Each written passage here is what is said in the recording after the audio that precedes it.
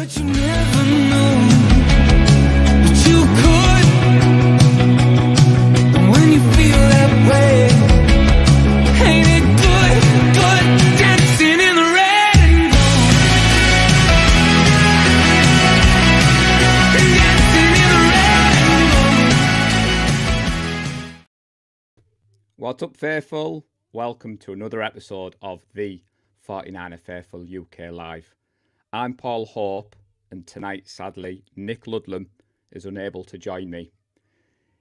He's asked if I can draft a special replacement for this week, as there's only one man for the job. But before I bring him on, I've got to let everybody know that Nick wanted me to tell you all that he's struggling with his eyes at the moment. He's been in the hospital and he's been placed on IR, so he has to rest from the bright lights of the 49er Faithful UK Live. We're hoping he'll be back with us soon, so I'm sure you will all join me in sending Nick our best wishes and a speedy recovery. That said, Nick, as they say in show business, the show must go on. And as I said, there was only one man for the job this week. We're heading into draft week. He answered the back call. I'm delighted to be joined on this week's live by the one, the only, my good friend, Lee Gowland. How are you doing tonight, buddy? Yeah, not too bad, mate. Not too bad. I don't know what happened there, but suddenly the views went from about 50 down to 10. I think it was just after he announced me as the special guest. I think there's a lot of people think, oh, is that it? It's just him. Well, I did have a lot of fun on social media today, teasing out a special guest. So we've had a wide range of guesses before we get into it. So your favourite, Mr. Kent, was a guest by Neil Graham. Really? Wow. Yeah. Alex Simpson was definitely doing as much work as I was doing today because he was flooding the timeline with anyone from Jerry Rice to Joe Montana. But I'm sure the Faithful are delighted that you've stepped in, Lee, for your first taste of the 49er Faithful UK Live. Yeah, looking forward to it. I actually feel as though I've got a little bit more artistic license on this show. Seeing as though it's not my show, it's your show. I'm hoping I can get away with a lot more. So yeah, I'm looking forward to this. I'm actually quite surprised I made it, to be honest. Obviously, I've just dipped into the studio literally 2 minutes before we're due to go live, and that's because I was forgetting all about it, and I was too busy on PFF mock draft simulator, getting a few last drafts in to see who I'm kind of wanting us to take on Thursday. But that's for Thursday night's mock draft live show. So I'll keep that a secret. There's a few names kicking about that I was quite interested in. The problem with PFF Mock Draft Simulator, it's all based off the gradings. So you do have to go searching around for the big board members. So if you have a look at the likes of ESPN, NBC, that type of thing, where they've got their own big boards, it's a lot different to what PFF is, and they're more accurate than what PFF is as well. That's what I found over the last few years. You see some players who on PFF are slated to go in the third round, and then they end up going either much later or much earlier. But yeah, it's interesting. I'll give you an update on that on Thursday. So this is the point where Gareth is not here, Lee. So most people will know me and Lee form part of the Awesome Foursome. So as he said there, we will be doing a live mock draft on Thursday. Now, I know we've been away for a couple of weeks and we couldn't keep you guessing any longer. We will touch upon the draft in tonight's show, but as Lee said, we are going to do our live mock draft. But before we get into the press conference and everything else, Lee, a few shout outs on the live. So the first comment of the night goes to David, who's put loves this channel, go Niners. Martin Hughes, get well, Nick. Get well soon, Nick. But he's also dropped in. Who's he? I mean, appropriate. Ted Talks Ball, a good friend of the show, who's also sporting the flag. So he's dropped in there, El Presidente. Some more wishes for Nick. Alex Simpson from Let's Talk Sports dropped in. Let's have a little look. I haven't got a mouse like you, Lee. I'm not as sophisticated. No. Dad Evans has joined in. Evening. Both El Presidente and Vice El Presidente. Get well soon, Nick. Bryant Culp has joined us from across the pond. And he's also reminded me, hit that like button, subscribe. So I think we're up to 534 subscribers at the moment, Lee, on our YouTube journey. But was that just a rough guess, Paul? 534? Just a rough guess. I may just a finger in the air. I may check those numbers from time to time. I've seen a couple of the big hitters celebrating hitting like 6,000, 7,000, and I'm like, I'm quite happy with 534. Yeah, it's unbelievable. Unbelievable. So you mentioned the flag earlier on, and anybody who regularly watches the 49er Faithful UK show, now that we're on YouTube as well as a podcast, will notice that there's something missing off my wall back there. And I've just said to Paul just before we went live, my flag's fallen down again. So I've got a farewell to candlestick flag, but the fact it's fallen down has actually given us an opportunity. So now you can actually see I have a gold wall. That's what colour that paint is.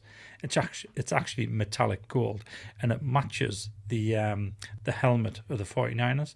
What you can't see, just to my right here, is kind of a feature wall, and it's the same colour red as what the jersey is. That's how sad I am. I even paint my rooms in the house 49er colours. Yeah, I think Tracy's exact wording when we popped to yours at Christmas was like, yeah, no chance. So, Ben Gowland, yes, he is related to Lee, believe it or not, jumped in the comments. So I'm always amazed, Lee, when you say that your Ben doesn't always watch the shows, doesn't listen to the pods, but he's graced us with his presence tonight. Yeah, he must have nothing better to do, to be honest. I don't think he ever listens to any of the podcasts. No. Nick is in the comments, so he's put thanks everyone. He's in the comments and listening in. Neil Graham has commented on my choice of co-host. He'd actually have preferred Grant Cohen.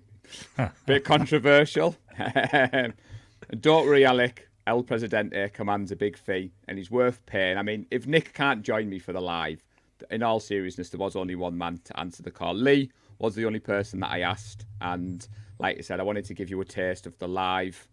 We've got the first person who's noticed matching hats for me and El Presidente tonight. So I went with Club 85 in honour of the hat.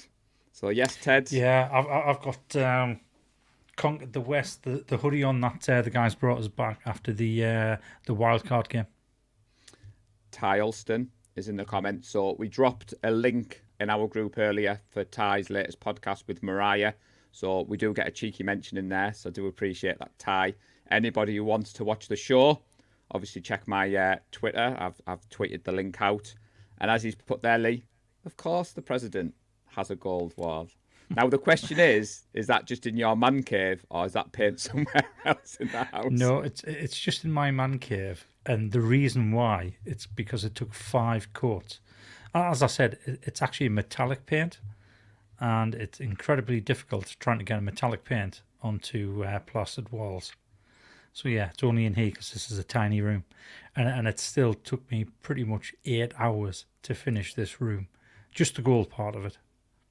To be fair, it is pretty impressive. I remember when we did our first 49er Faithful UK draft show a couple of years ago, and Jasmine was blown away by your background. And then for people who may not know, me and Lee live quite close to each other. So I've had the pleasure of popping up to Lee's, and the man cave is even more impressive in person than it is on the screen. So those 8 hours, Lee, were definitely worth it. And as Ty has put there, 5 coats, that is determination. Yeah, it was definitely... I'll tell you what, I got halfway through. I must have been starting the 3rd coat, and I thought, I wish I'd never started this. It was hard work. So, Nick, when Lee answered the call, because I know you're in the comments, he asked for a schedule, for a script. And I was like, don't worry, it's the live. We fly off the edge of our seat. Now, I didn't think we'd get 10 minutes in and we talk about the colour of Lee's wall and how long it's taken him to paint. That said, there could be worse things we could be talking about, Lee. So, all jokes aside, John Lynch went live yesterday with a press conference which interrupted TED Talks ball. I mean, the 49ers need to check these things when they're putting the press conferences out. I didn't catch it live because I was out, but I have watched it back. But I understand you caught the press conference live yesterday? Yeah, I did. So I know I've got a pretty good idea there's at least one person in the comments who's viewing will agree with me. I'm going to call him out anyway. It's Neil Graham. He'll agree with me. I think watching these press conferences is an utter waste of time because they're not going to give you any information that's going to... It's not going to give you any hints about what we're going to do in the draft. They're going to say all the right things without saying too much. And it's all smoke and mirrors. Every single press conference is all smoke and mirrors. The only ones you can really trust is a post-game press conference where they're talking about how the team played. And even then, they're going to protect the players, so they're not really going to say what they really mean anyway. I think the value you get from the press conferences, sometimes you can pick up on body language when there's a question answered or asked even, and then you can try and second guess yourself on that. But the thing I like about our organisation now is ever since Lynch and Shanahan came in, it's been watertight as far as information's coming out. Nobody knows what's going to happen. We had no idea about Joe Staley retiring. We had no idea about Trent Williams, the trade there. There's a lot of stuff we had no idea about trading up to third. We had no idea it was going to be Trey Lance. They're very good at keeping secrets, and they don't give anything away. They'll say what they need to say.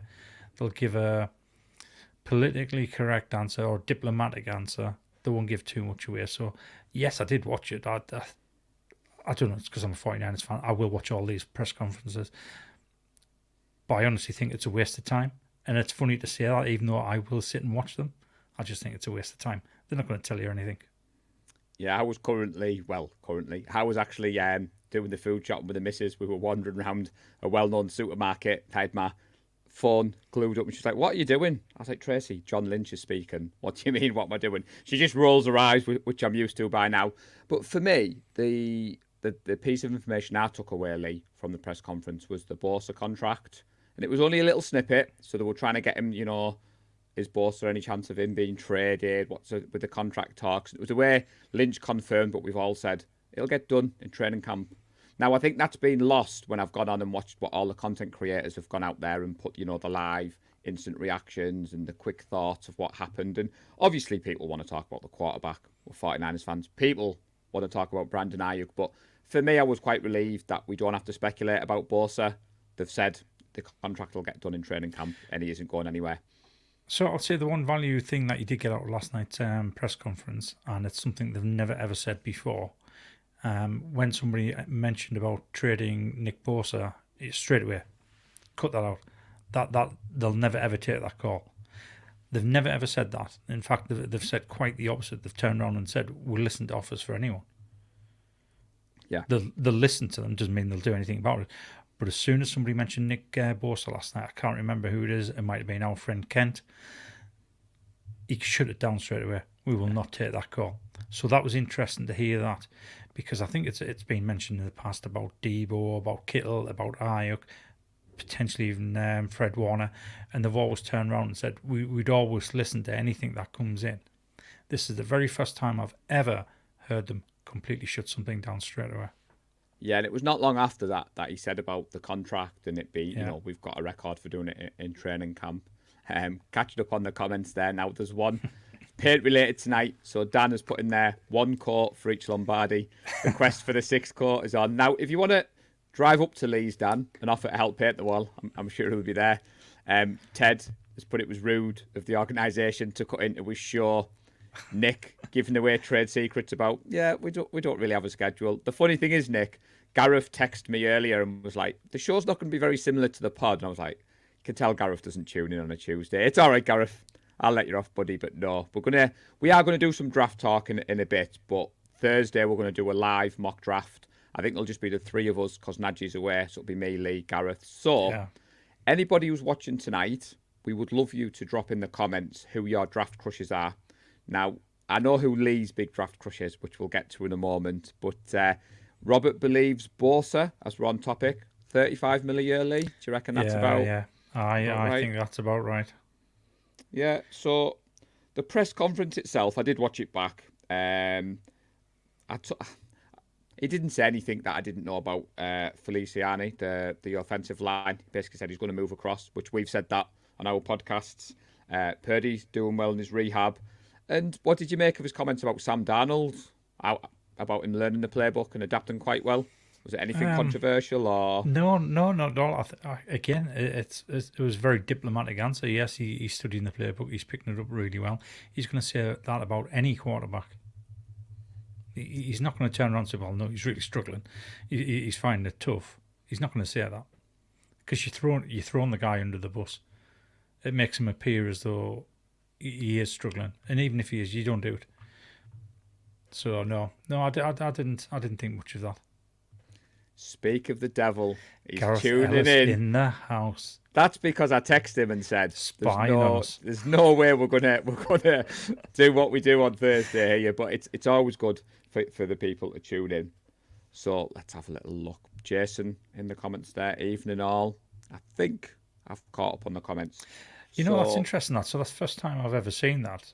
So the back end of StreamYard, so obviously we can see all the comments down the side, and it'll actually give you a symbol of which platform they're coming from, and the vast majority coming from YouTube.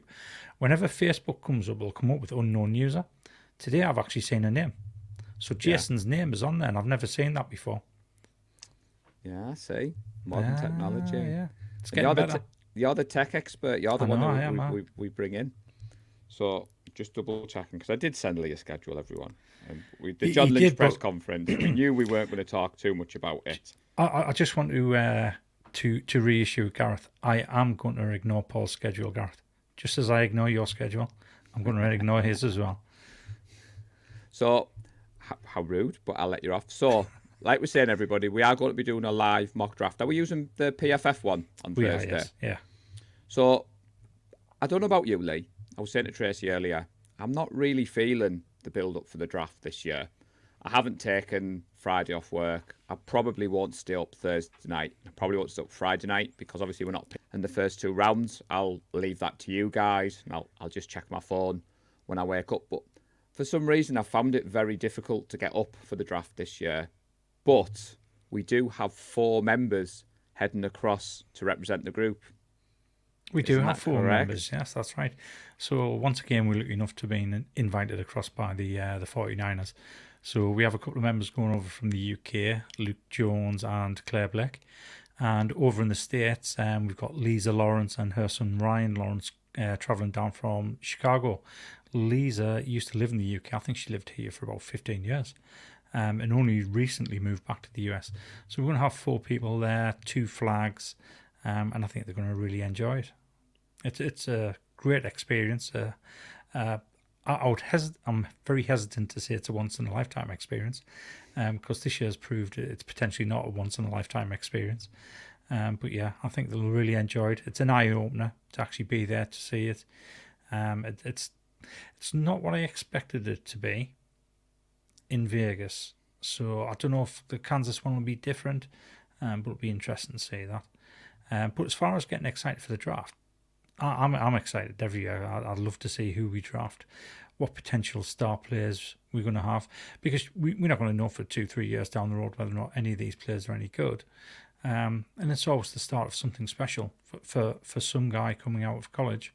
And obviously to play for the red and gold, that's quite none of that. 5-time Super Bowl champions. I mean, what I mean is, but like, remember when we traded up and Gareth allocated as a quarterback, and we all had to go away, we all had to go and watch the game tape, and we had to kind of put our case forward. And because we're not picking until Friday night tie, you are correct. I will explain what I've got going on this weekend. You'll understand. And Nick, do not worry. My yearly tradition is I always watch draft day to get me in the mood. Kevin Costner is great in that movie. Yeah. And as he says there, any excuse to watch the sea chickens getting fleeced is brilliant. But what I mean, Lee, is obviously it's Kaylee, my stepdaughter's 16th birthday on Saturday. So we've got a big family event on Saturday night. So I'm going to be busy this weekend. So I'm happy to wake up on Saturday morning, check my phone with the million messages from you, Nadji, Gareth. And I'm excited to see who we take. I'm excited to see the way the team goes. But in regards to the draft, I'm kind of feeling a little bit on the fence, but I'm delighted that the 4 in the group are getting the chance to do what you did last year and go over, experience the atmosphere. And that's what I teased everybody. There was only one man this week to replace Nick, and that was you. This time last year, you were getting ready to fly out there. And I think it's fair to say, Lee, you didn't think for a million years you were going to get to announce the Sammy Womack pick. No, not at all. And if I'm honest, that would have scared the life out of me. Had I known before I stepped on that plane to go over to Las Vegas, I think it potentially would have spoiled the first 2 days I was over there, because I'd have been that nervous about it. As it happens, I mean, as you know, we've done this on the podcast before. It didn't happen until at the very end of day 2 when I was asked. So I literally only had that night to worry about it. and we literally went from the draft, got changed, went straight and met up with who did we meet up with? I think we met up with Kim and Thomas in the Tilted Kilt. Had some food in there, and then we had an early night because we had to be up early the next morning. So I didn't really have time to be nervous, which was good. But yeah, I couldn't have dreamt that happening to us.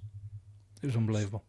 So we're joined by some more 49er royalty. So Jess, East Coast Red and Gold podcast, says, "What's up, Faithful?" And she's put, "Great movie about draft day."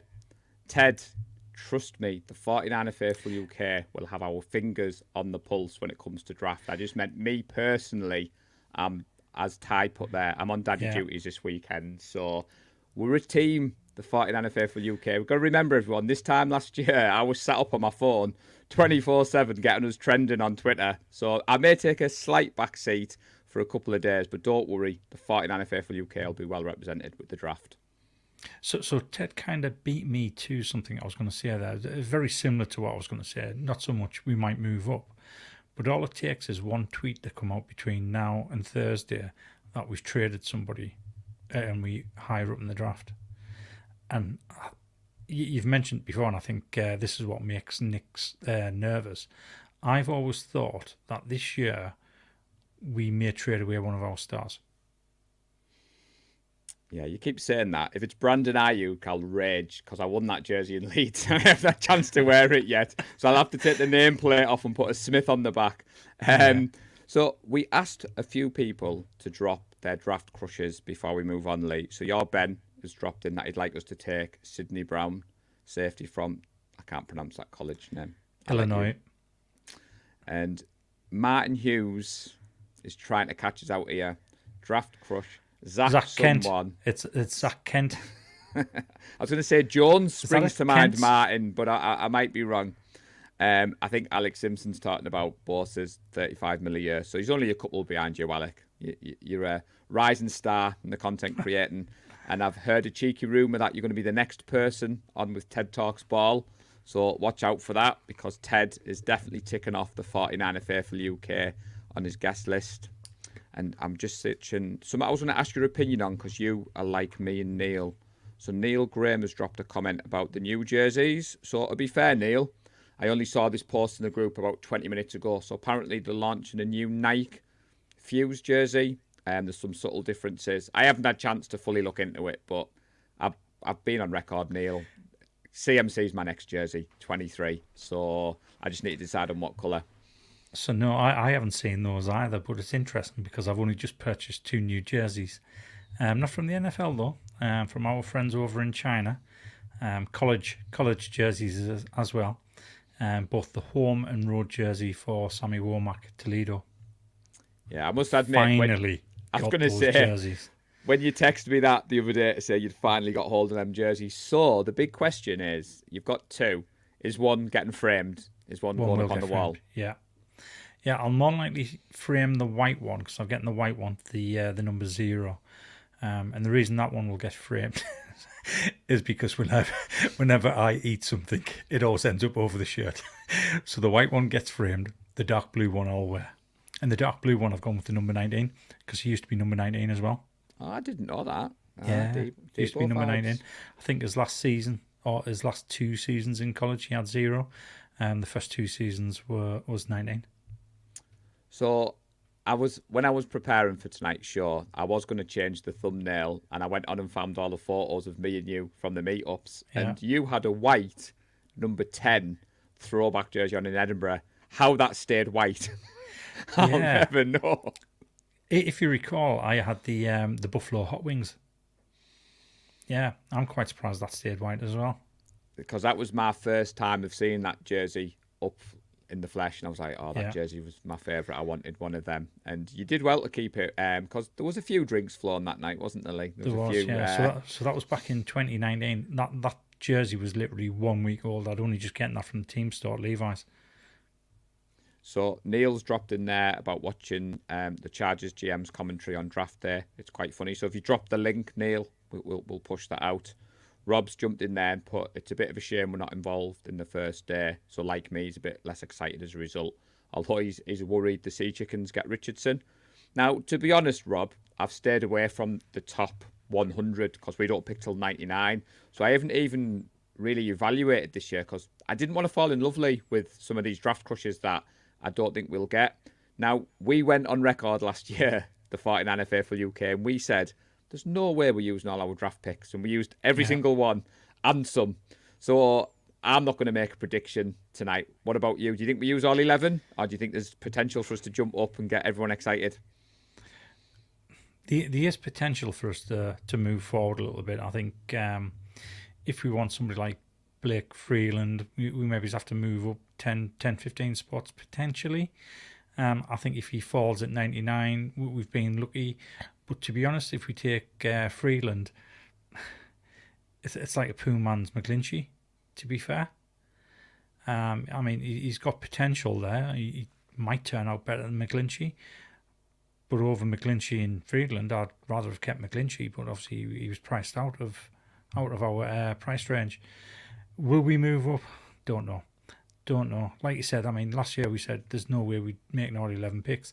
This year it makes more sense because of the gaps. Well, not the gaps in the roster, but looking at the cap space we have, if we sign all 11 at the position that we're picking at the moment, I think it maxes out about 3 million, which is doable. We can take 11 rookies. Yeah, I've so seen that. For that reason only, I think it's worthwhile staying where we are. So Rob's he'll be stunned if we offload Ayuk. I don't think we will, Rob, after Lynch's comments last night. Not this off-season anyway. I think that's a conversation to have next off-season. Nick's dropped his crush, Tanner McGee, but he doesn't think he'll be a Niner. What do you think? No, well, we're not taking a quarterback in the third round. At least I don't think we are. Don't get us wrong. I would love Tanner McGee.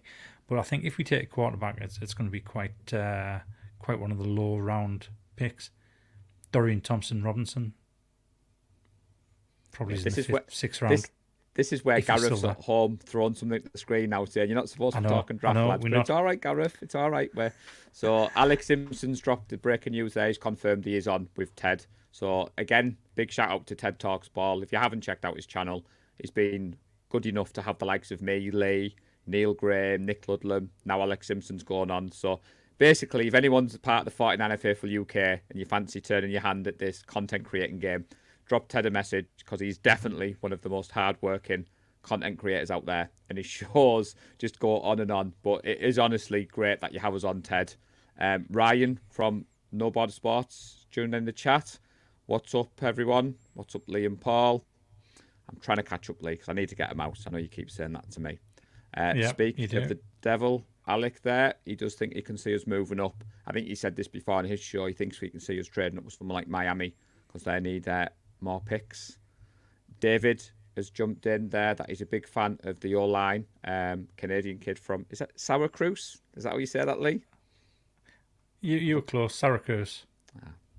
I'm well known, everybody, for not getting my pronunciation correct, being from the northeast of England. Let's have a look. And Ted's put there, Utah. So Ty, over under on the number of mock drafts Lee has done. Now, I'll be honest, Ty, I don't know, because last year he used to drop them in the group chat to the point where I turned the notifications off because Tracy was getting cross. But this year, he hasn't shared any of his with us, really, have you? No, I haven't. I'm just having a quick look there now, and these are just the ones I've done today. So what's that? That's 5, 10, 15, 20, 25, 30,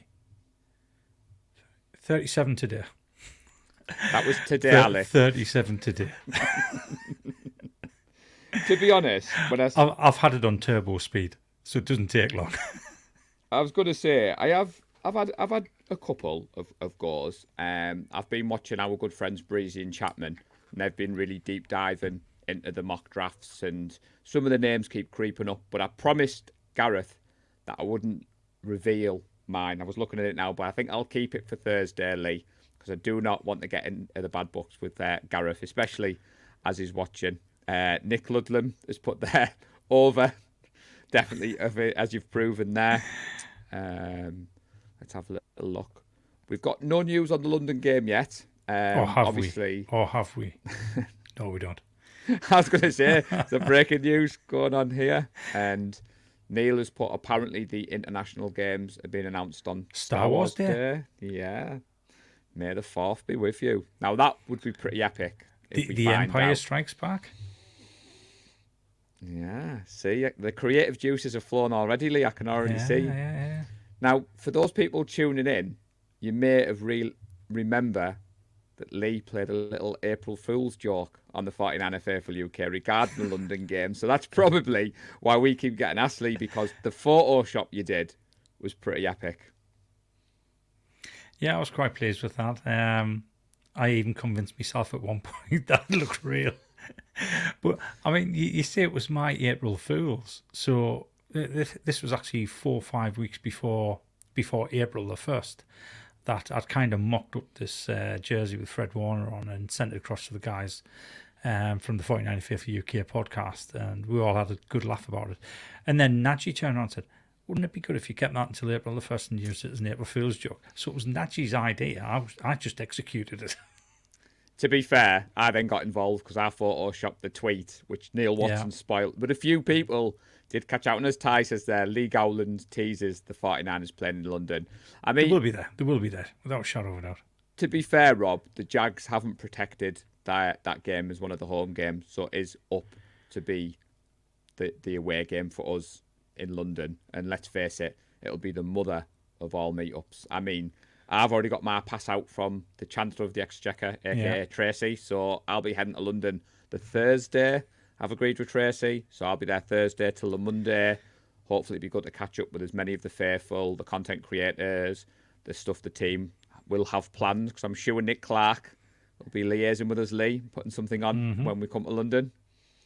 So to answer Robert's question there, I am very confident. I'm very confident because from a business point of view, I think it would be crazy not to take the opportunity to have a road game in London this year, followed by a home game in London next year, because they can take advantage of the marketing rights that are being given and only lose one home game.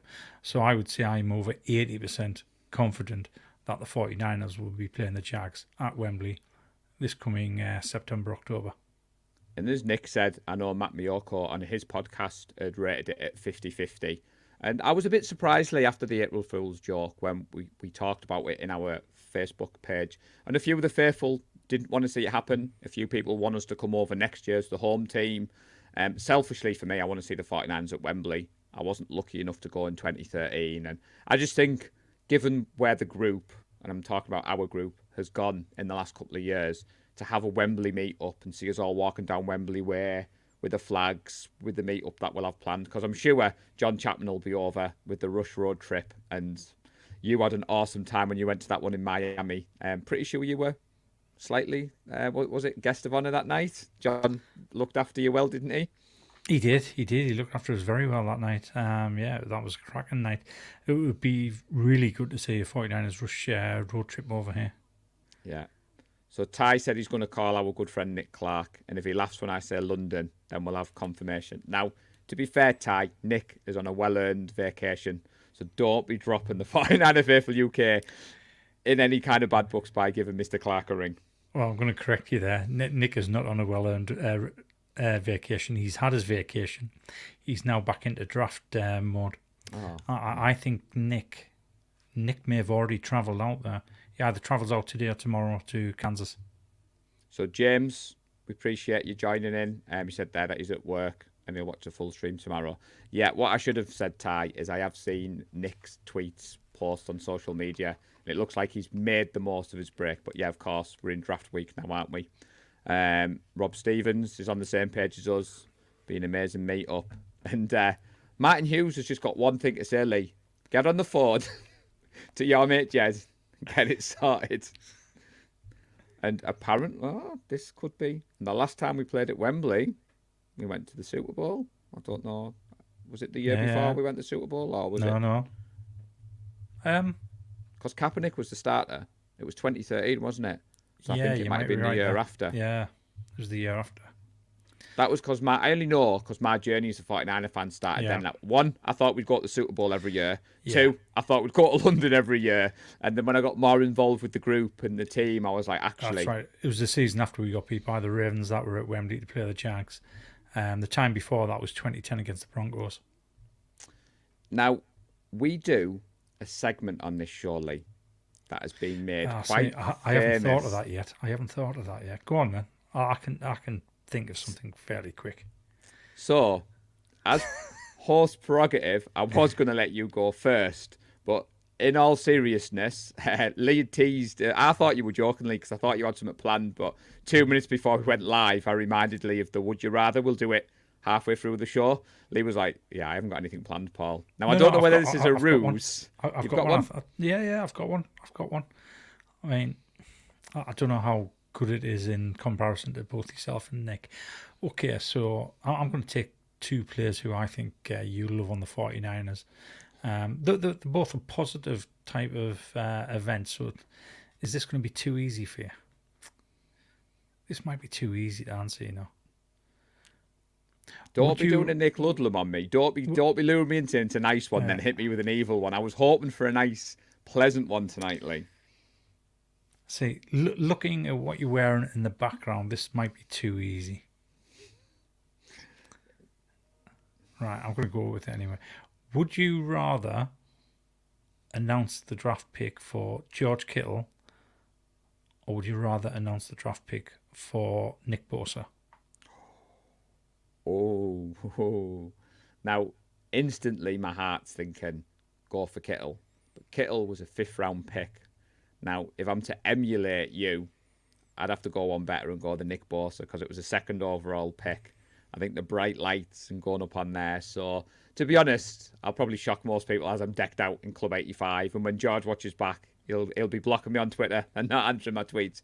But I'll think I'm going to take number 2. I think I'd like to announce the Bosa pick. I just think so that surprised me there. I thought you'd go the other way, to be honest.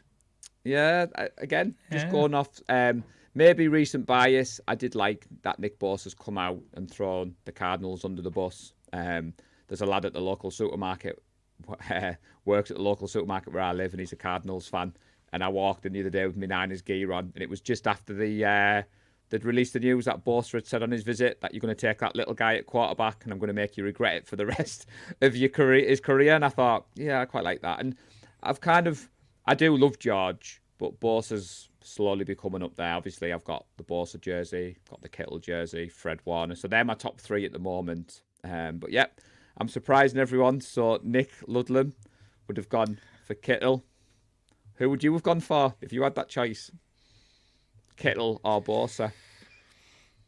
Because you've got to remember before you answer. See, you're not allowed to do this because you're going to ask us another one anyway. So that's like giving me 2. Would you? Yeah, rather? No, you don't have that's to. That's not fair. That you don't that's have to fair. answer. But me and Nick do this when we ask each other's question. But for me, Kittle was a bit of an unknown, 5th round pick. He isn't the Kittle we know now.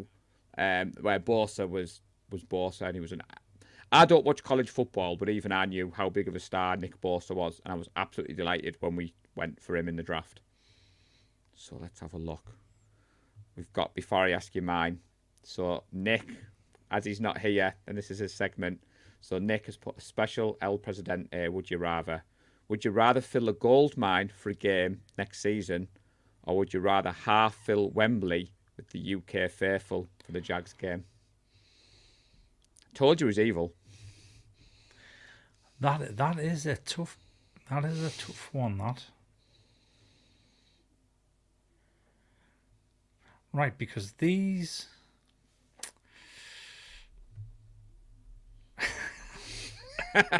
See, Nick is an evil man sometimes. Yeah. I love the bones off that man, but when he comes up with these, and I'm like, how does he come up with these? Because I'm reading that and I'm like, that's a difficult one for you as the president of the group.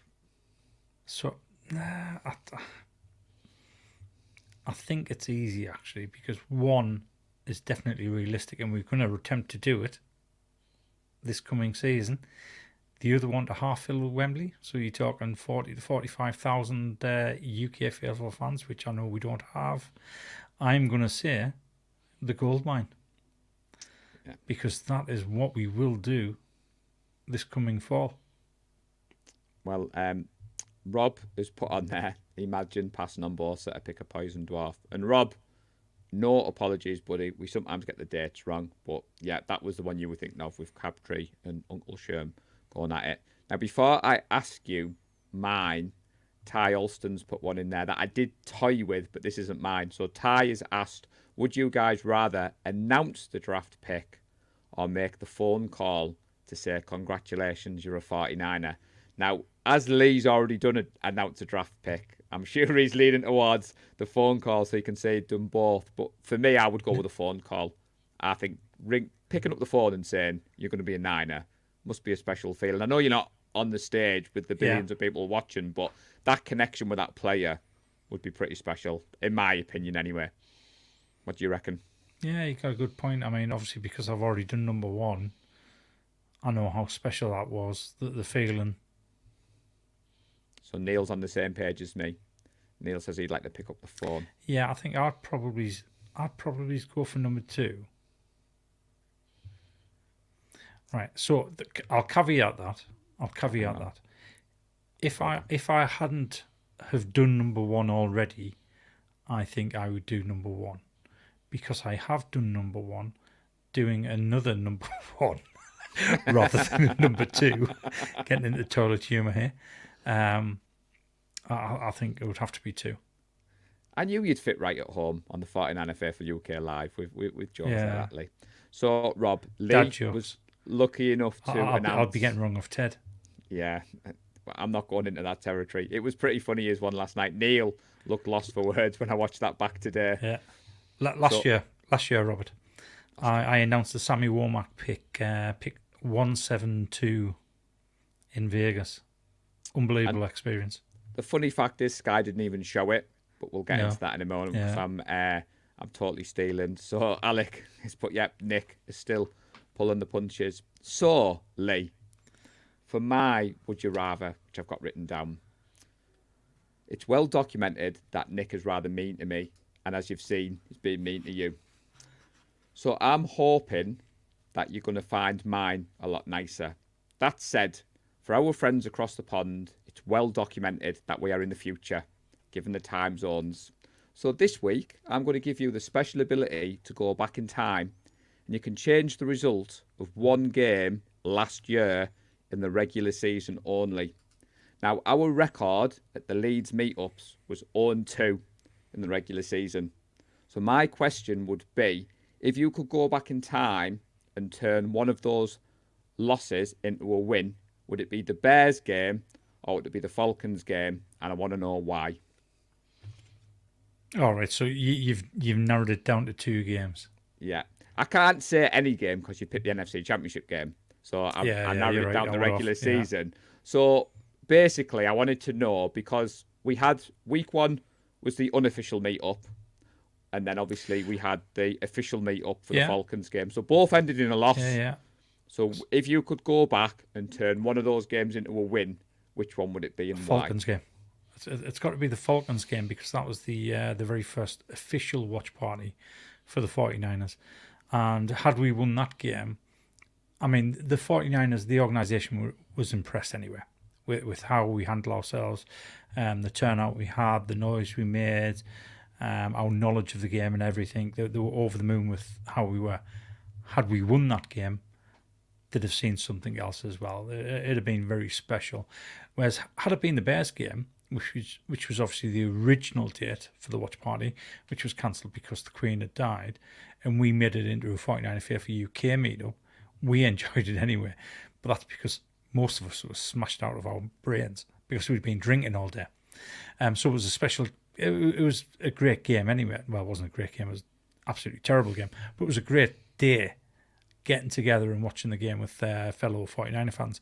But yeah, it would definitely be the Falcons game, just so we could have shown the organisation what we like when we win. I mean, we're pretty good when we lost, but it would have been even better. Yeah, I mean, the reason I went with that one is, obviously, I know we're in draft week and people are looking ahead, but you reflect on the season that went last year, and like you, week one was good, but we've kind of already had the highs and lows of an official 49er Faithful UK watch party. And I think the Falcons game and breaking the Leeds curse, and like you said, the organisation were impressed that even though we lost the game, we stayed till the end. People were singing, the atmosphere was still there. But obviously, if I'd included the NFC Championship game, you were going to pick that one because it would have meant going to the Super Bowl. Yeah. But I just wanted to narrow it down to those two. I just wanted your opinion to see whether you were on the same page as me. So Martin, who was at both, has put obviously the Falcons. Alex Simpson is looking at it from a game point of view because I know he wasn't able to meet us at the meetup. He's hoping to get to one this year, and I think like everyone, he's hoping that his first one will be Wembley. And Ty Alston is standing up for Nick. So Nick is a scholar and a gentleman, and he doesn't know the definition of the word mean. Yeah, you obviously don't know Nick then, Ty. So let's have a little look. Before we move off the Would You Rather, there's a couple of comments come in. So Alec has put, I think this is an open question to either of us, who's the one Niner you would have loved to have called out in the draft? I'll let you go first on this one, because you've been a fan longer than me. So if you could pick anyone out of who the 49ers have drafted, who would you like to announce? So the question. So I'll keep an eye on the I'll keep an eye on the comments coming up. But the question I would have is, would this mean I would never have gotten to make the Womack pick? Probably. That's a good point, because I don't think you swap that moment. No, I wouldn't. I would never swap that moment for anything in the world. Even if it means I could have stood there and announced Ronnie Lott's draft pick, or Joe Montana's draft pick, or Jerry Rice's draft pick. Because it happened, that'll live with me for the rest of my life. I just couldn't swap that. In fact, I mean, I am so enamoured with the whole draft pick still, a year on.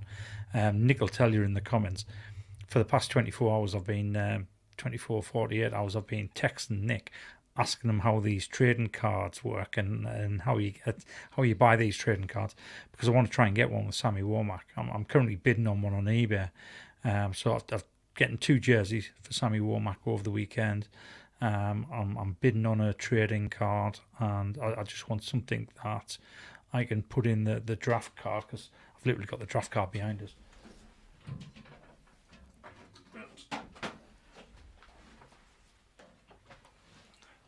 So Rob's just watched your announcement. So Rob's just gone on YouTube and watched, and there's the card, everyone. That's the official card that you're handed by the NFL before you go up to announce the draft pick. And like I said, absolutely awesome experience. I can just never ever forget it, and it still feels as though it was only yesterday that it happened. So if it doesn't mean giving up the Womack pick, who would I like? You know, Ronnie Lott was always my favourite. Joe Montana started out as a favourite, but I think that's because of the position he played, quarterback. It didn't take as long for me to become a huge Ronnie Lott fan, and I loved watching him play. But then, in the mid-noughties, we drafted Patrick Willis, and Patrick Willis, even though his career was short, I absolutely loved watching him play. He was as ferocious as what Ronnie Lott was. He was a leader. He just embodied everything that I think the 49ers should be. And when it came to his retirement and his retirement press conference, it actually took me 2 to 3 weeks after that conference before I could actually bring myself to watch it. And when I did watch it, honestly, my bottom lip was quivering. I was absolutely devastated when Patrick Willis retired. I think it's because he retired so young. I think that's why it got us so bad. Whereas Ronnie Lott eventually went off to play for the Raiders. He had quite a lengthy career. Where Patrick Willis, it came as a shock, and I think that's why. But I would love to have announced Patrick Willis. Yeah, so there's a lot of love in the comments for some of the names you've mentioned there. So Joe Montana, Dwight Clark, Rob's just gone on there. Lee and said he's just been and watched your draft announcement. Cheers, Rob. Said that you could keep the pick. You like this one. So our good friend David said Womack is now his favourite player because of you. And now, to be honest, Patrick Willis was on there when you were talking. I remember the Willis announcement that he was retiring. It was like a lunchtime in the UK. I remember being at work. I remember coming back off my lunch break, and my colleague was like, "You all right, Paul? You look a bit upset." I think she was expecting like a family bereavement or, some kind of bad news. And I was like, "Patrick Willis is retiring." She was like, "Who's Patrick Willis?" I was like, "Come here." Got my phone out, YouTube clips. And I was like it kind of knocked me for six. And Willis was one of the first jerseys that I had. Yeah. But to answer the question, and you probably kind of know the answer, for me, it would be Colin Kaepernick, because I fell in love with Kaepernick's play. I collect some of his pieces for my personal collection, and I'm smiling because you talked about getting in the card collecting. Nick Ludlam and Ash Sugden are probably the two you need to pick the brains, because they will definitely between them know where you can get a Sammy Womack one. So I haven't told Nick this yet, but I have bought a box. Oh, I've bought a box. I think you get 132 cards in there. It's one of those blaster boxes which he was telling me about. That there's no guarantee you're going to get anything that's any good in there. And it was relatively cheap, I believe. In the grand scheme of things. I have no idea. Well, when I was having a look online, some of these boxes were like 80, 90, £100. And this one, brand new box, 2022, I think it was £25, £26. You get 132 cards in there. Don't know what will be in there. I thought I'd buy that, have a look. What's set? Give us a second. Not entirely sure whether or not I'll have a picture in the receipt or the order confirmation, but I'm sure. Oh, there you go. It's called Panini 2022 Score Football Blaster. One box. So I will save you a DM now. Ash Sugden will be on you if you've got I think it's Panini Contenders Autos he collects. So I see him posting on all the groups. I mean, I have got a few cards. Kev Pippin helped me with my collection, but I shop in the bargain basement because Tracy'd kill me, to be honest, if I spent major money on cards. But there can be nice pieces to add to your collection, so I hope you do get a Sammy Womack one. So, just so I can show Nick this. Okay. He's put check the price of a box of Panini Flawless. I don't want to know, Nick. If you say it's eye-watering, pardon the pun, and you made the eye joke, not us. There you go. That's the one I've getting, Nick. It was actually £30, not 25. So I've bought that. No idea what it's like. I just thought, you know what, I'm going to buy this, have a look at it, see if it floats my boat. Because I've never understood trading cards, but on the way down to San Jose, and when we were going to the San Jose State Hawaii game, both me and Nick had a conversation for a good couple of hours on the way down there on the Caltrain, and he almost had my arm twisted to actually go down to, and I think he'll remind us in the comments here that there's a place where you can go down to just outside of San Francisco, where there's a trading cards store.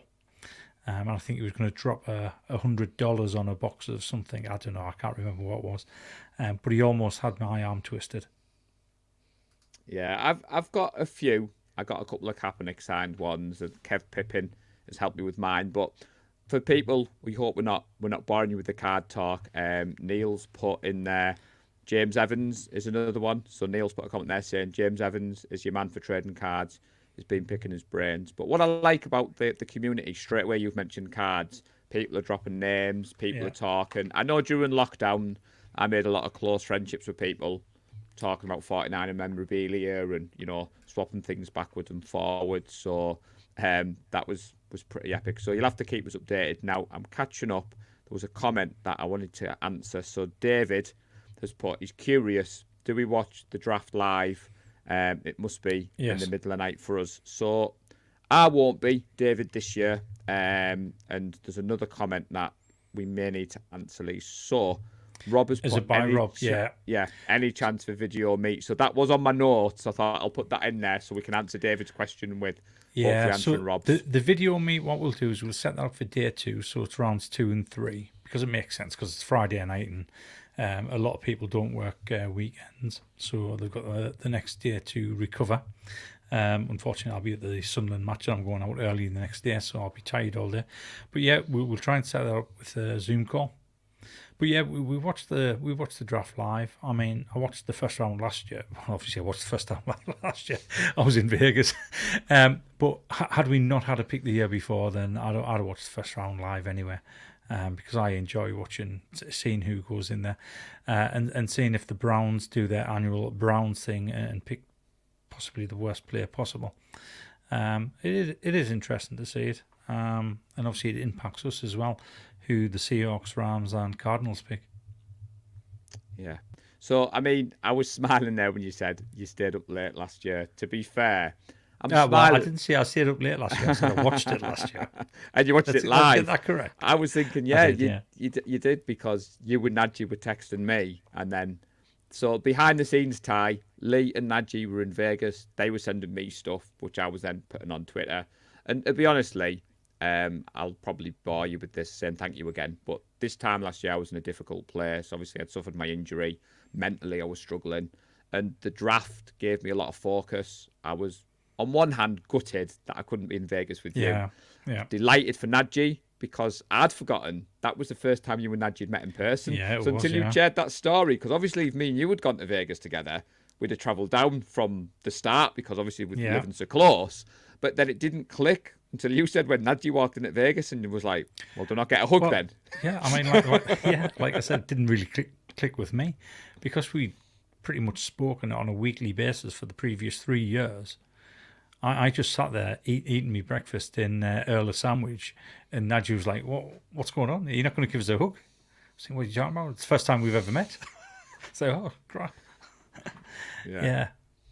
So, I mean, from that point, the guys who are out in Kansas will be sending stuff across for us, and we will be putting it on the Twitter account. And we are proud of the following that we've grown. David's commented there, that is very cool that you're a Sunderland fan. A few others in the chat may not agree, but this is not a soccer show, so don't be filling up my chat with hate. You can keep that for a different one. Nick, don't know whether he's teasing you, but he believes that Sammy I know he is. I know he is. That's why I bought that set. Right. That is why I bought that set. Well, you could do a live reveal, Lee. Who knows? That might get us some more viewers. Rob, going back to the question earlier, said he would have done the Aaron Rodgers pick. Oh, wait, hang on. I like what he's done there. I mean, I'm glad that's done, but he's not 49er, so we don't need to worry about that. Jonathan is just joining us, so he's put there, does he expect us to draft up? We've kind of touched upon it earlier on in the show, Jonathan, but we are doing a live mock draft show on Thursday, 8 p.m. UK, 12 noon Pacific, 3 p.m. Eastern. I have to think there, Lee, so I don't make a mistake. So we'd love everybody who's on the chat tonight to join us on Thursday, where I'm sure Lee will be in control. He will be host. He'll be making sure the IT goes well. Okay. I won't be hosting. Our hostess with the mostest will be Gareth. Well, Gareth will be doing the hosting like what I'm doing, as in the talking, but you'll be doing the controlling behind the scenes. So let's have a little look. And Nick has DM'd me, so I have to put his comment on there. Apologies, Nick. So obviously I knew the answer to this. Nick would have done Dwight Clark because he's a personal favourite of Nick, and I'm sure we all echo those sentiments that we missed DC. And yeah, I can imagine, Nick, that would have been a special moment for you. So Lee, we're approaching 58 minutes. Now, is there anything else that you wanted to talk about tonight? Or do you think we've pretty much... We kind of touched on it a little bit earlier on, but let's talk about the gold mine again, because obviously I mentioned it on the normal pod. This is the live show, so it's different. But we are going to attempt to fill out the gold mine section this year. Technically, there's a maximum of 40 people to go in the gold mine section. But while I was out there last year, I asked Nick whether or not, Nick Clark, whether or not if we brought more, would it be a problem? And he didn't seem to think it would be. They'd work something out. So my aim is to take as many of the 49er Faithful UK across there as possible. If I'm honest, I don't think we'll get 40, because I've tried to take a group of people out there before, and as soon as you turn around and say, well, right, this is the game, book your hotel, book your flights, then all of a sudden everybody starts dropping out. I think it's going to be different this time. I'm not entirely sure it'll be significantly different to get 40 people, but if we do, that's going to be an amazing experience for everybody that goes out there. It's a difficult thing to do, because for a start we need to wait for the schedule to come out. schedule is going to come out in the next 2-3 weeks. As Neil said, they're looking to announce the London games on May the 4th. Once we know the full schedule, we'll be able to identify some games where we'll possibly target. Historically, I always go out at Thanksgiving. There's many reasons for that. For some reason, I always find it cheaper at Thanksgiving. Maybe it's because it's a little bit colder at that time of year, and you don't get as many tourists going out there. So flights from the UK are a little bit cheaper. Plus, you've got the Turkey Bowl at Kezar, which if you're going to go all that way, it's worth watching the Turkey Bowl. The two best teams in San Francisco high school football face off at Kezar Stadium, the original stadium of the 49ers. And as well as that, to be honest, that time of year, I love going out at that time of the year. So that would be the first game I look at. If we home, great, because there's especially with it being an odd year rather than an even year, it means that Stanford will be playing Notre Dame that weekend as well. It'll be the rivalry weekend, and I always like to go and watch Stanford play Notre Dame. I've seen them win 2, lose 2, so hopefully I can get back over 500. So will you be taking some warmer clothing with you this year to watch Stanford play? Well, to be honest, okay, so how many times I've been over now? Six times. I've only been called at Stanford twice, and it just so happens to be the last 2 times I was over. Because back in 2019, actually, there's the thing. Oh, I'll give it away. I was just about to put a picture up that I can't show you yet. I'm going to have to show it on Thursday night and explain. Yes. So 2019, me and David were over there, and it was absolutely freezing cold that day. We had plenty of layers on. Whereas last year when we went, we kind of went down for the San Jose weather because we were expecting it being really hot. And to be honest, when you were out the shade, it was really hot, which is why we sat in the shade during the San Jose State game and Hawaii. But then once we moved up to Stanford, the temperature dropped significantly, rapidly. So the first thing that we all had to do was go straight to the team store at Stanford, buy every piece of thermal clothing we could find and wear that. But honestly, it's hit and miss. You can be lucky and get out there and it's not too cold. Or maybe it's my age. It's my increasing age. I start to feel the cold a lot more. I mean, I'm sat in the house at the moment. The radiator is slightly warm, so the heating's been on, and I've got a hoodie on. And I'm not going to lie, I have got about a dozen knitted hats behind me. And while I've been working today, I've been wearing those knitted hats because I'm too tight to put the heating on during the day. Well, as Nick can attest, he said it was bloody freezing. It was like the scene in Cool Runnings when they get to Canada. Yeah, now, there's been a bit of college talk. So David is a Notre Dame fan. But so he said, steady on there, Lee. He's put, again, is there a chance we have a game in the UK, which would be cool. So hopefully, David, the Niners are coming over for the Jags. Neil has put there that there's a full schedule announced May the 11th. So that could be quite a busy week for us, Lee, if they announce the London game May the 4th. And then if you get the full schedule May the 11th, that means we'll be... So it could be a busy week for you, Nadji and Gareth. I'm away in Spain. Yeah. Tracy, I know you're an avid fan. What Lee's meaning to say. Now, this one, I did think we should explain. So Robert has put there that excuse my ignorance, but what is the gold mine?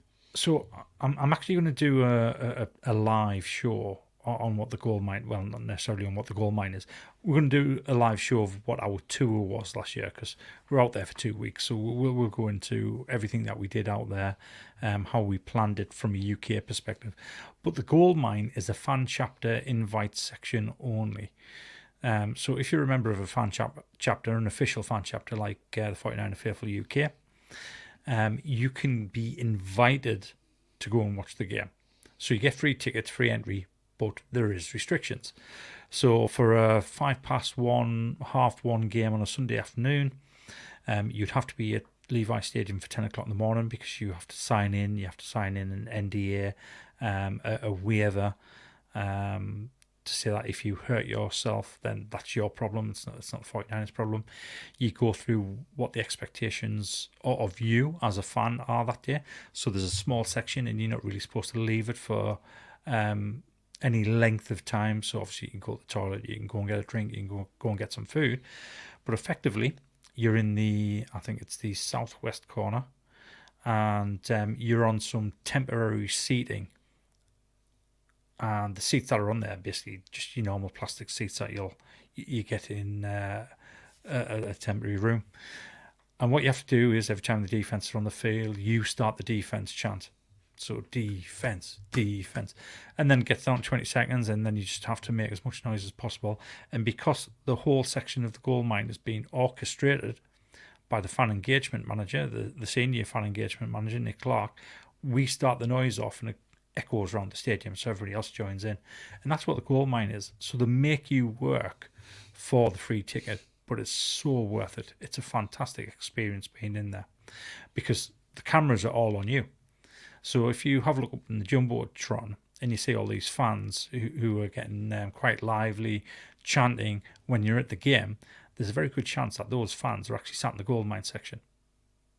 So I'm not sure if you, like me, Rob, you followed the big hitters. So Breezy, Chapman, they were there this year, weren't they, Lee? With our good friend Nicholas Prara. And like you said, Nadji was there for the Dallas game. So again, the gold mine is it's a fan zone that Nick Clark and the team have put together. It's fair to say, isn't it? And it's invite only, and we're hoping to fill it, as Nick Ludlam has put there. Nick Clark makes you work big time.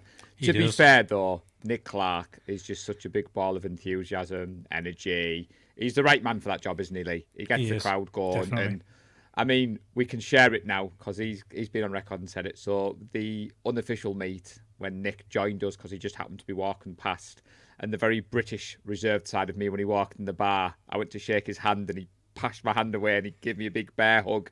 And like we've said before, he's treated us, the 49er Faithful UK, as part of the team. He's been well involved with us. He's kept us in the loop, and anything we can do to help that man, he knows. He just has to drop us an email, pick up the phone, and it would be awesome to see that filled up. So you've done a good job, Lee, because Rob wants in. So Rob wants in on the gold mine. It is awesome. So what I'd recommend is, what I'd recommend is you don't do two gold mine stints 1 week after the other. So when we were out there, both me, Nick, and one of my friends, David Ellicott, we did back-to-back home games, Sunday and Sunday, in the gold mine section. The first game, when it was quite warm, we were new to it. It's the first time we'd done it. I think we lasted till maybe the start of the fourth quarter. Our voices, I mean, by which time your voice is gone because you've been screaming and shouting so loud. So that was the start of the fourth quarter. The next game against the Dolphins, I think it was the start of the third quarter, and that's it. I couldn't scream anymore. It got down to 20 seconds. I could do the defense, no problem. Got down to the 20 seconds. I'm cupping my hands to start screaming. Voice completely went. It would start with a noise and then just cut off as though somebody flicked a switch. And it does take, I think it took about 2-3 days for your voice to recover because you're screaming that loud. But it's great. And it's all good though. There's a nice but right. I was just about to mention that, Nick. Thank you for bringing that up. And one of the better things about it is the Gold Bar whiskey stand is right behind the gold mine section. Yeah. So as you put there, Rob put sounds amazing. Once in, Alex Simpson. So again, I'm right in thinking, Lee, if any of the 49er Faithful UK are watching, and when the schedule's released, if they're heading out to the States, drop you a message, because obviously you can liaise with Nick Clark. I mean, I know Ty is stateside. He's got his own 49er Faithful UK flag, and he'll be there to fill out the gold mine. I know Nadji had a blast with Breezy and Chapman, and that's what we love, the 49er community. It's both sides of the pond. We all come together. Ty's put there, you had me at the bar. Now, don't they do a special drink, Lee, at this bar? They do a fantastic drink. It's called the Golden Mule. It is absolutely gorgeous. Love it. A little bit expensive, but very nice. So Rob says that he was at the Seahawks game in September, but he was on his own as his wife didn't fancy it. So to be fair, Rob, I've got the pass out to London. I think Tracy might come to London with me, but yeah, she's not coming to the game. She's going to lead me to it. And Ty is starting a naughty rumour there. Breaking news, Lee was lip-syncing the defence chant during the Dolphins game. You're too right, I was. So before we get on out of here, not ready to let these good people go yet, Lee. So we've obviously got the live mock draft coming this Thursday. You've teased the live shows. So do we have any updates for these people? Because a lot of people saw how awesome your trip was last year, and people want to know the nitty gritty. So we need to know, have we got the details nailed down yet? Yeah, I mean, this has all been on me not organising it, so I'm going to need to organise it. And what I've got in my mind is it needs to happen before the schedule release. Actually, doesn't need to happen before the schedule release. Well, if you're going away... No, what I'm thinking is it could happen after that, the week after, because then we can put the dates down or the games down where we think we'll try and target, find out which one of the games where we can get the most people, and then we can do the tour live stream and talk about it. Because from a UK perspective, there's a lot of things that goes into actually planning this type of trip. There's a lot of questions that answer. I mean, the easiest one is hotels. So April would be when I look to book a hotel for Thanksgiving, because you tend to get some good deals in April, start of May. And if you go through Expedia, you can cancel free of charge on most of them up to 1 o'clock on the day. So just look out for the special deals that they have on. If you can get breakfast included, that's absolutely ideal, because if you go out there for a fortnight, you're going to save about $300 over that fortnight, because you're not paying for breakfast. In fact, you're going to save more than that. When we were out there last year, we didn't pay for breakfast because it was included in the hotel. The breakfast was unbelievable. It was absolutely fantastic. We filled up on breakfast and we never had lunch a single day we were out there, and we were out there for 14 days. So breakfast was free, didn't pay for lunch, and just had something light on the night. So it saved us quite a lot of money, because anybody that lives in San Francisco knows it's quite expensive out there now. Yeah. So Ty's put there that we need dates. So last year, one of my favourite pods, when we were discussing the off-season schedule, and you guys did what it's going to be like to go to San Francisco, and I took over the host duties because I've not been.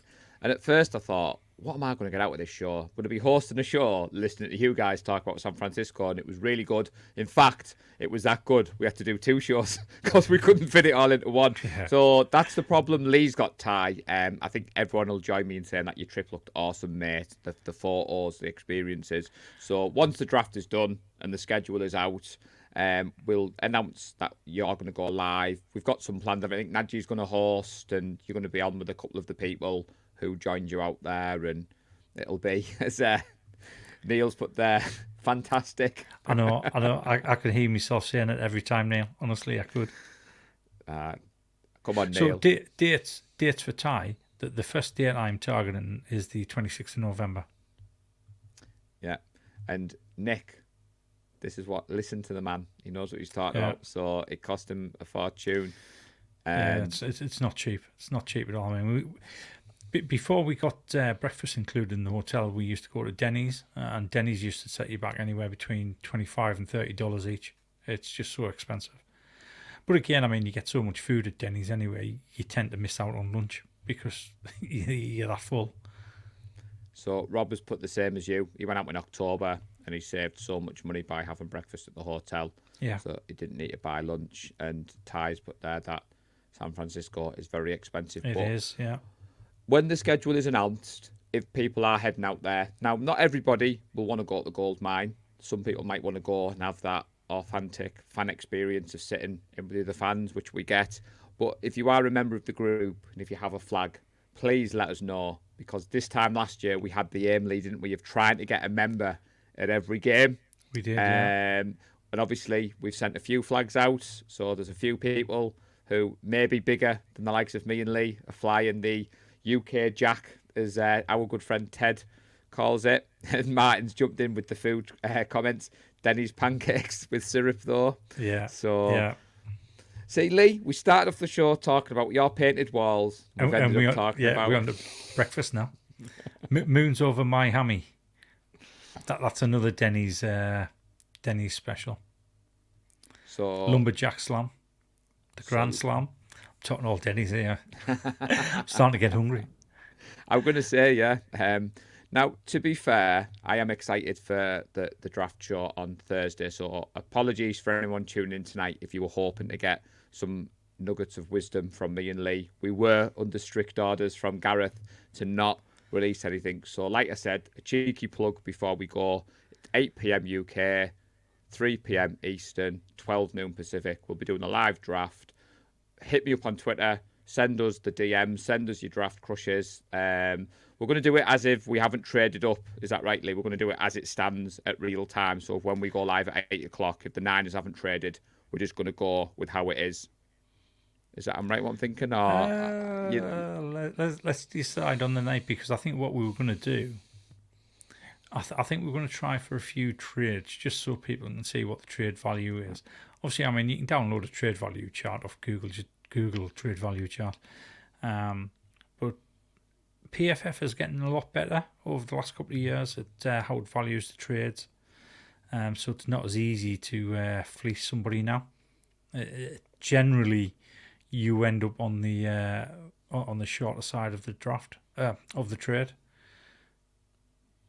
So Martin, if we can get a sponsorship deal, I'd take it. But Denny's Faithful UK sounds quite good. On the food talk there. Funny you should talk about sponsorship deals. There's an email I need to send. Right, well, Neil Graham has put that the breakfast burrito at the Hollywood Cafe at Fisherman's Wharf is to die for. Yeah. And Alan, this is the man. So Alan has put, where can he get a flag? So right, so it's not that long since we had a batch done, and I always wait until there's a big batch because they get cheaper. However, somebody reached out to us yesterday or the day before and mentioned that he has a contact who can do the flags much cheaper than what I'm getting them for. So the 3x2 flag we can get for £10. At the moment, we need at least 11 people to get the price down to, I think it's £20. So what I'm going to do is I'm going to find out who this guy is who does these flags. Get him to send us one so I can have a look at the quality of it. Well, send us. I'll buy one. I was going to say, buy one. Yeah. I'll buy one myself. See what the quality's like, and if the quality's any good, then I might switch over to that flag maker, and then obviously it becomes considerably cheaper. I think the bigger flag, which is what a lot of people kind of wanted in the first place, 6x4, 6x5, I think it was 6x4, that was £22, which was a lot cheaper than what I can get it for. So an individual one, 6x4, would set us back about £72. Whereas this guy can do for like £22, £24. Yeah, I definitely so, want a bigger one. I need to see the quality. I mean, Alan's jumped in the comments there. I mean, I remember last year when you brought that one back for me from Vegas as like a thank you for everything that I'd done, and I was blown away. And then they've just snowballed. Because I remember coming to meet up and getting my photo with a flag and saying to Tracy, I want one of them flags. And then you said the other night on a show, is it about 250 we've sold out? I think it's over 300 now. Over 300 flags have gone out. Yeah. Over 300 flags, 600 patches. So I keep meaning to show the patch off. So Jason, if you're part of the Facebook group, keep an eye out because we always post the fit when the flags are going out. Alan, if you're not based in the UK, if you're based on Twitter, hit us up. But yeah, there's the patches. So I've got two. So it's an iron-on patch. I just need to decide what jersey to put it on. I think it looks better on the stitched jerseys than the game ones that I've got. Yeah, you're right. It does. It does. It does look better on there. So let me have a look. So people, this is the time where I do have to do the promotion. Please give us a like, a follow, especially on Twitter. I am determined to get the 49er Faithful UK up to 5,000 on Twitter. I'm still slightly a few away. Do listen out for the pods. So we will be doing a live mock draft because that's what we signed up for StreamYard. So obviously you'll get to see the visuals. And then when the season starts ramping up, we'll be back to doing our 2 a week. We appreciate that the live was missing for a couple of weeks, but it's been that weird part of the off season where there wasn't really much to talk about. We've always said, haven't we, Lee? We're not just going to do a show for the sake of doing a show. Yeah. And is there anything else? I feel like there's something else I should be saying or something else I should be promoting, but keep me right if I've missed something. and Alan's. I don't think you've missed something. So Alan is near Norwich, so he'll be hitting us up. He's been a Niner since '71, so that's good to know. Yeah, so we've got another guy out in Norwich, David Neve. He's a huge Norwich fan. He comes to pretty much all the meetups. Yeah. The meetups will be pretty good. So no, I think I'm not as smooth as Gareth as hosting. I'm missing Nick. No offence to you, Lee. You've been absolutely awesome. But, yeah, none taken, Paul. No. But all jokes aside, Nick has been a big addition to what we're doing on the 49er Faithful UK live. And to be honest, when he said he couldn't do it last week, I did toy with the idea of going live on my own. I know you were at the Sunderland match, but that was the reason we didn't have a show last week, because I couldn't face doing it without Nick. And then when he reached out to me yesterday and was like, I'm still not going to be well enough to do it, I sent the message out to Lee, who's the main man. But I hope you've enjoyed it, Lee. This probably won't be your last time on the live, because obviously I've got holidays to take. We're not sure what's going on with Nick. But is there anything you want to tell these people? Anything you want to promote? Anything about your Twitter account? Or do you just want me to press the video and get out of here? No. So both Jason and Alan mentioned about the flag. I can see Jason's coming in through Facebook anyway, so he must be a member of the group, because that's where we've posted. So just keep your eye open in the group, the Facebook group, and I'll post in there next time we get flags, and then just put your name down, and once we have enough, then I'll put up the payment details and we'll get flags out of you. That sounds like a plan. So all that's left for us to say, Lee, is until next week, go Niners. Bang, bang, Niner gang. We love the San Francisco 49ers deep in our heart. Like Joe Montana in the corner, deep court. Garrison.